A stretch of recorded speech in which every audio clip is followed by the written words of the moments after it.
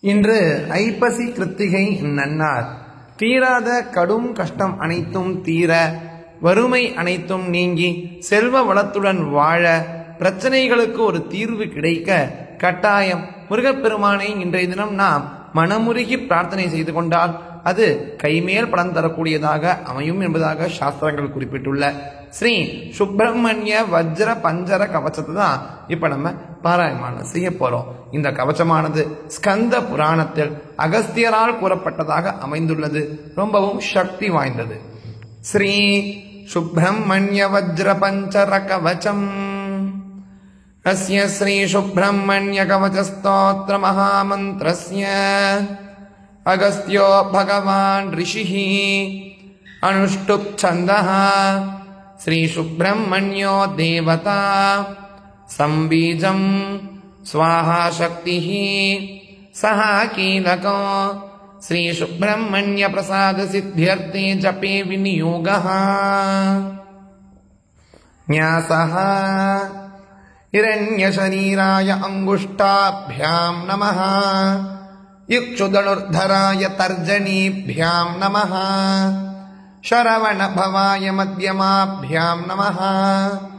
शिखिवागणाय अनामिकाभ्यां नमः. शक्ति अस्ताय कनिष्ठिकाभ्यां नमः. सकल दुरितमोचनाय करदलकरपृष्ठाभ्यां नमः. एवं हृदयादिन्यासः. ध्यानम् कनककुण्डलमण्डितषण्मुखम् वनजराजिविराजितलोचनम् निशितशस्त्रशरासनधारिणम् शरवणोद्भवमीशसुतं भजे. अगस्त्योवाच स्कन्दस्य कवचं दिव्यं नानारक्षाकरं परम् पुरा पिनाकिना प्रोक्तं ब्रह्मणोऽनन्तशक्तये. तदहं सम्प्रवक्ष्यामि भद्रं ते शृणु नारद.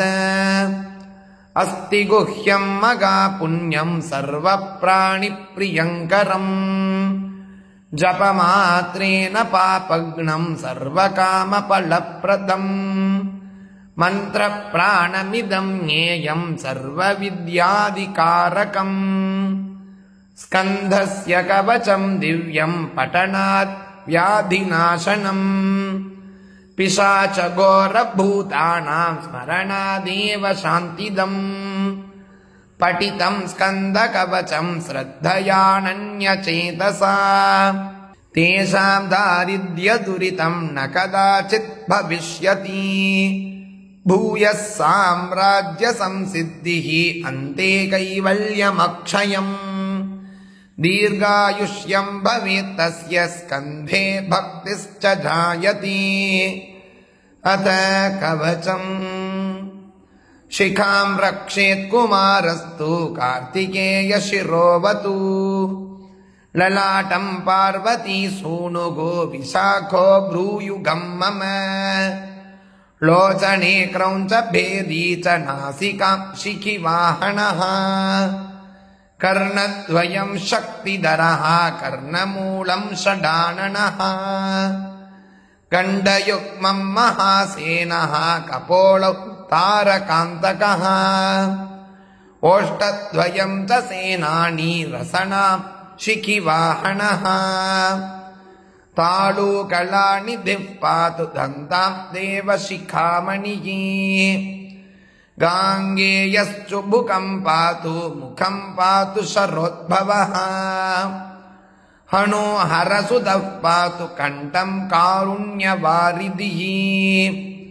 स्कन्धौ उमासुतः पातु बाहुलेयो भुजद्वयम्. बाहु भवेद्भवः पातु स्तनौ पातु महोरगः. मध्यं जगद्विभुः पातु नाभिं द्वादशलोचनः. कटिं द्विषड्भुजः पातु गुह्यं गङ्गासुतोऽवतु. जघनं जाह्नवी सूनुगो पृष्ठभागं परन्तपः. ऊरू रक्षेत् उमापुत्रः जानुयुग्मं जगद्धरः. जङ्घे पातु जगत्पूज्यः गुल्फौ पातु महाबलः पादौ पातु परञ्ज्योतिः सर्वाङ्गं कुक्कुटध्वजः ऊर्ध्वं पातु मगोदारः अधस्तात् पातु शङ्करिः पार्श्वयो पातु शत्रुघ्नः सर्वदा पातु शाश्वतः प्रातः पातु परं ब्रह्म मध्याह्ने युद्धकौशलः अपराह्णे गुहः पातु रात्रौ दैत्यान्तकोऽवतु त्रिसन्ध्यं तु त्रिकालज्ञः अन्तस्तं पात्वरिन्दमः बहिस्थितं पातु खड्गी निषन्नं कृत्तिकासुतः व्रजन्तं प्रथमाधीशः तिष्ठन्तं पातु पाशभृत्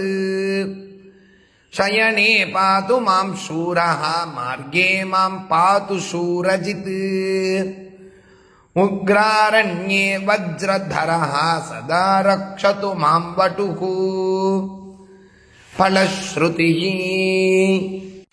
शुब्रह्मण्यस्य कवचं धर्मकामार्थमोक्षदम् मन्त्राणां परमं मन्त्रं रहस्यं सर्वदेहिनां सर्वरोगप्रशमनं सर्वव्याधिविनाशनम् सर्वपुण्यप्रदं दिव्यं शुभगैश्वर्यवर्धनम् सर्वत्र शुभदं नित्यं यः पठेत् वज्रपञ्जरम् शुब्रह्मण्यस्तु सम्प्रीतो वाञ्छितार्थान् प्रयच्छति माप्नोति स्कन्धवर्मानुभावतः इति स्कान्दे पुराणे अगस्त्यनारदसंवादे शुब्रह्मण्यकवचं नाम स्तोत्रम् सम्पूर्णम्। श्रीस्कन्ददण्डकम् अयि जय जय अम्बोजिनी जानि भिडिम्भोदयोद्यत्कुसुम्भोल्लसल्लधम्भोपमर्दपवीन प्रभाधोरणी पूरिताशावकाशा वरानन्दसान्द्रप्रकाशा सगैवोत्तरङ्गी भवत्सौहृदावेशमीशानपञ्चाननी पार्वती वक्त्रसञ्चुभ्यमानाननाम्भोजषट्का द्विषट्काय रक्तौगरध्यत्पृषत्का स्वकीयप्रभुद्वादशात्मत्रडीयस्तमप्रेमधामायितद्वादशाम्भोजवृन्दिष्टबङ्गिष्टसौन्दर्यधुर्येक्षणा साधु संरक्षणा निज चरणवन्दनासक्त सत्बृन्द भूयस्तरानन्ददायि स्फुरन्मन्दहासद्युतिस्यन्द दूरीकृता मन्द कुन्द प्रसून प्रभाकन्दली सुन्दरत्वाभिमाना समस्तामरस्तोम संस्तूयमाना जगत्याहितात्याहितादित्यपत्याहित प्रौढपक्षस्थलोद्गच्छदास्रच्छटा धूमलच्छाय शक्तिस्फुरत्पानिपाथोरुगा भक्तमन्दार पृथ्वीरुहा विहितपरिरम्भवल्लीव पुर्वल्लरी मेलनोल्लासितोस्फोरस्तटश्रीनिरस्ता चिरञ्ज्योतिराकृष्टसन्ध्याम्बुधानोपभाडम्बरा तप्तचाम्बूनदभ्राजमानाम्बरा पिञ्चभारप्रभामण्डली पिण्डिता कण्डलेश्वासना खण्डरोचिः शिखण्डिप्रकाण्डोपरिद्योतमाना